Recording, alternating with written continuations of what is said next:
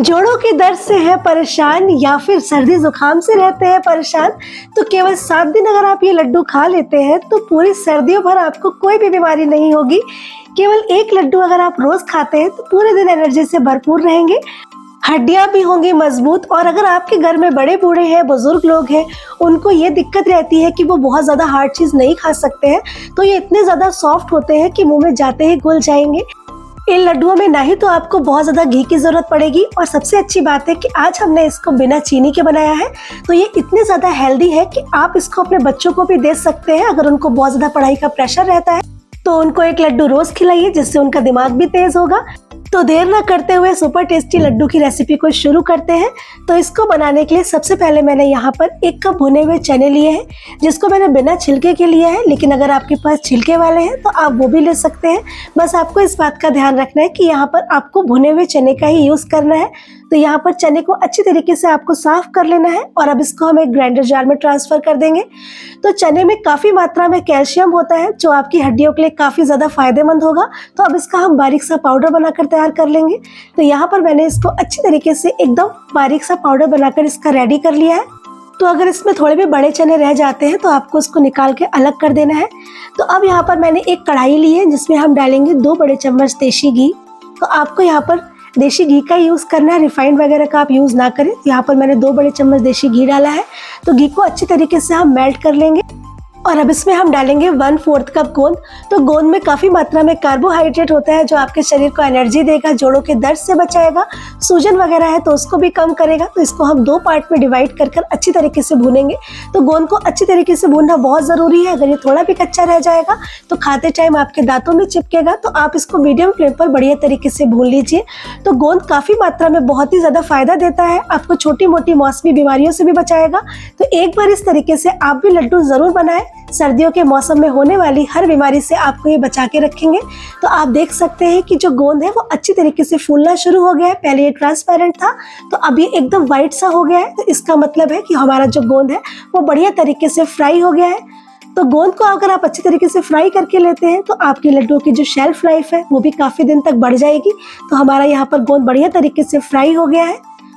तो सारे ही गोंद को आपको इसी तरीके से फ्राई कर लेना है। तो एक साथ कभी भी आप गोंद को फ्राई ना करें, थोड़ा थोड़ा सा डिवाइड करके आप इसको फ्राई करें।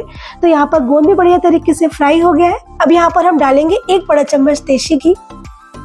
तो घी को अच्छी तरीके से मेल्ट करने के बाद अब इसमें हम डालेंगे आधा कप के करीब बादाम। तो बादाम काफी गर्म होते हैं, तो आपको सर्दियों के मौसम में ये सर्दी से बचाएंगे। काफी मात्रा में कैल्शियम भी होता है, तो ये काफी फायदेमंद है। तो इसको भी हल्का सा हम केवल फ्राई करेंगे, बहुत ज्यादा आपको इसका कलर नहीं चेंज करना है। तो जब भी कभी हम लड्डू वगैरह में ड्राई फ्रूट्स को हल्का सा फ्राई करके लेते हैं, तो इससे जो इसका क्रंचीनेस होता है वो इतना ज्यादा अच्छा लगता है लड्डुओं के खाने में। तो हल्का सा आप इसको फ्राई करके लें। तो यहाँ पर मैंने अच्छी तरीके से बादाम को भी फ्राई कर लिया है। तो इन लड्डुओं में आप अपने पसंद के कोई भी ड्राई फ्रूट्स ऐड कर सकते हैं, या फिर जो मैं ड्राई फ्रूट्स ऐड कर रही हूँ आपको नहीं पसंद है या उससे आपको कोई भी दिक्कत है तो आप उसको स्किप भी कर सकते हैं। तो हमने बादाम को भी अच्छी तरीके से फ्राई कर लिया है। तो अगर आपको बादाम नहीं पसंद है तो आप बादाम की जगह काजू भी ले सकते हैं, या फिर आप काजू बादाम दोनों ही ले सकते हैं। तो अभी इसमें घी बचा है, तो बचे हुए घी में हम 2 बड़े चम्मच किशमिश को फ्राई करेंगे।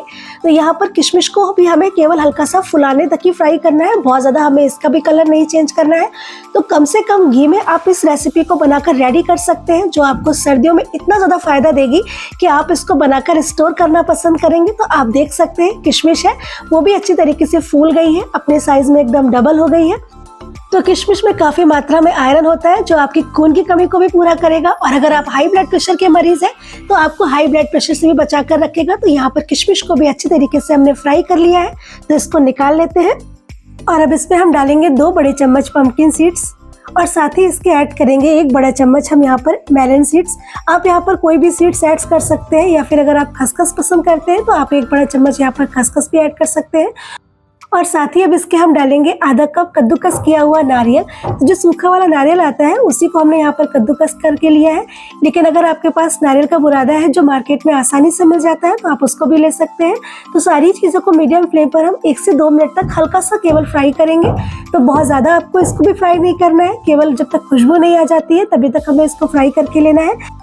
तो सारी चीज़ें अच्छी तरीके से फ्राई हो गई हैं, तो इसको भी निकाल लेते हैं। तो आपने देखा कि बहुत ही कम घी में हमने सारे ड्राई फ्रूट्स को बढ़िया तरीके से फ्राई कर लिया है। तो इस रेसिपी में आपको बहुत ज़्यादा घी लेने की भी ज़रूरत नहीं है, तो बहुत ही कम घी में आप इस लड्डू को बनाकर रेडी कर सकते हैं। तो हमारे ड्राई फ्रूट्स सारे अच्छी तरीके से फ्राई होकर तैयार हैं। तो अब हम सेम कढ़ाई में डालेंगे 1 से 1.5 बड़े चम्मच देसी घी। तो घी को अच्छी तरीके से हमको मेल्ट करना है। तो यहाँ पर हमारा जो घी है वो अच्छी तरीके से मेल्ट हो गया है। अब इसमें हम डालेंगे आधा कप गेहूं का आटा। तो आज इस रेसिपी में हम थोड़े से गेहूं के आटे का भी यूज़ करेंगे, जिससे जो आपके लड्डू का टेक्सचर है या फिर जो उसमें बाइंडिंग आएगी वो बहुत ही बढ़िया आएगी। तो मीडियम फ्लेम पर इसको अच्छी तरीके से हमको भूनना है।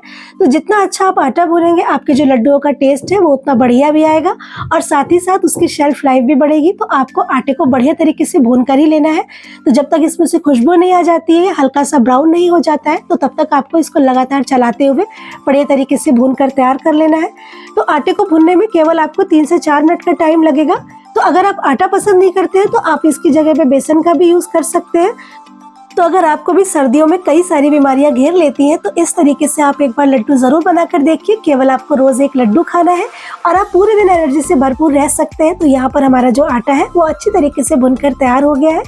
इसी आटे में भुने हुए चने का जो हमने पाउडर बनाकर तैयार किया था उसको भी ऐड कर देंगे और इसको भी 2 से 3 मिनट के लिए अच्छी तरीके से हम भूनेंगे।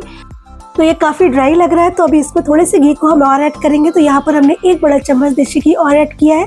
तो यहाँ पर हमने पहले से चनों को भून कर लिया है, भुने हुए चने का यूज़ किया है, लेकिन फिर भी आपको इसको 2 से 3 मिनट के लिए भून के हल्का सा इसका कलर चेंज कर लेना है। तो सारी चीज़ें अच्छी तरीके से भुनकर तैयार है। तो जब सारी चीज़ें आप बढ़िया तरीके से भून कर लेते हैं, तो आपकी जो लड्डू की शेल्फ लाइफ है वो काफ़ी ज़्यादा बढ़ जाती है। तो हमारे यहाँ पर ड्राई फ्रूट्स भी भुनकर तैयार है, तो जिसको हल्का सा हम केवल चॉप कर लेंगे।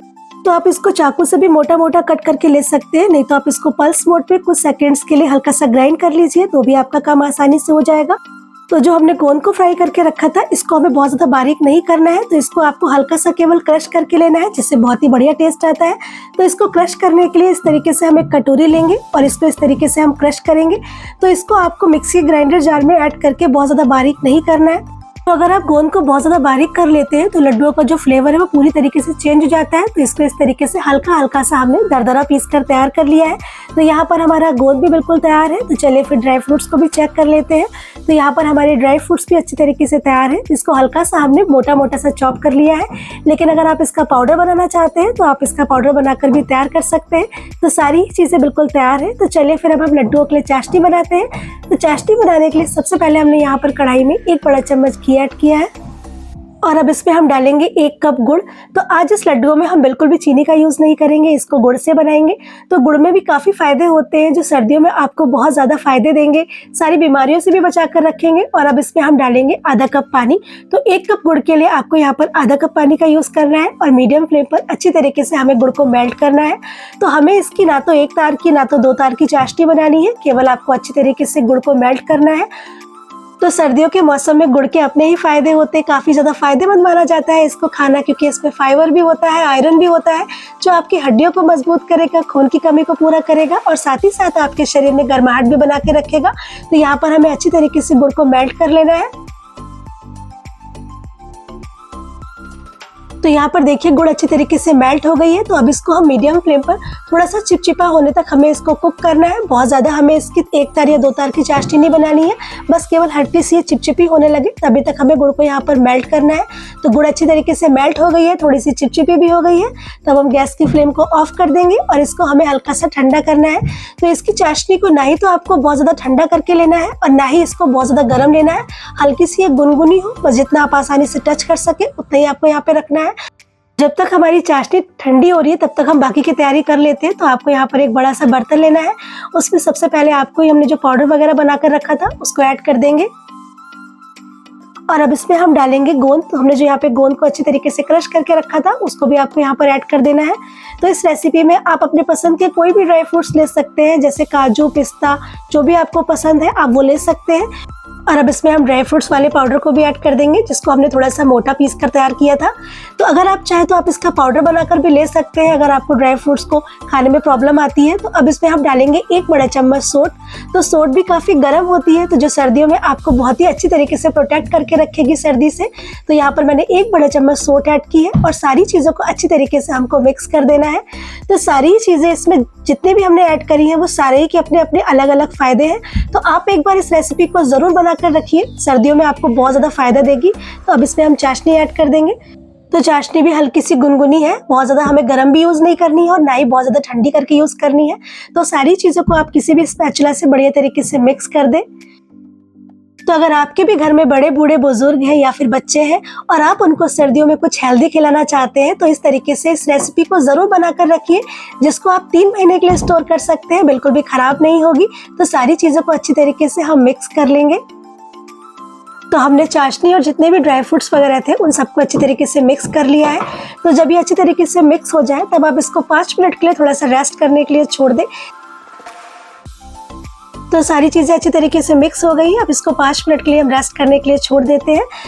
तो 5 मिनट हो गए हैं, तो चलिए फिर लड्डू बनाना स्टार्ट करते हैं।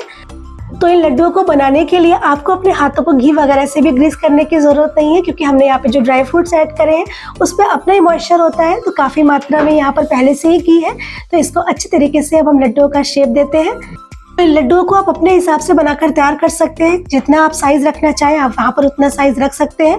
लेकिन अगर आपको लड्डू पसंद नहीं है तो आप इसके रोल बना सकते हैं या फिर आप इसकी बर्फी बना सकते हैं। तो अगर आपको रेसिपी थोड़ी भी पसंद आ रही हो तो चैनल को ज़रूर सब्सक्राइब करें, लाइक करें और बेल आइकन दबा दें, ताकि सारी नोटिफिकेशन सबसे पहले आप तक पहुंचे। अगर आप वेट कम करना चाहते हैं या फिर आपको मीठे की क्रेविंग होती है लेकिन आप चीनी अवॉइड करना चाहते हैं, तो आप इस तरीके से लड्डुओं को ज़रूर बनाकर रखिए। आपका वेट भी कम होगा, साथ ही साथ आपको ये हेल्दी भी रखेंगे और साथ ही साथ आपके मीठे की क्रेविंग को भी पूरा करेंगे।